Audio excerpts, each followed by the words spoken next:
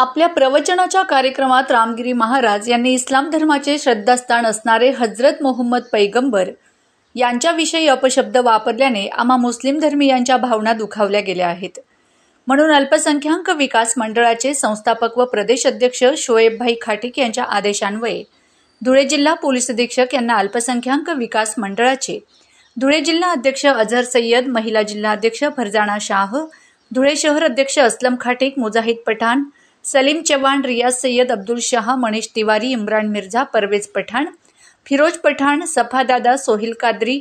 शाकिब सय्यद, इम्रान शाहबाबा, सय्यद अब्दुल कादिर भट्टा, माजिद पठाण व इतर सर्व मान्यवरांच्या उपस्थितीत पोलीस अधीक्षक धुळे यांना निवेदन देण्यात आले व रामगिरी महाराज यांच्यावर गुन्हा दाखल करून त्यांना त्वरित अटक करावी अशी मागणी यावेळी अल्पसंख्याक विकास मंडळाकडून करण्यात आली आहे.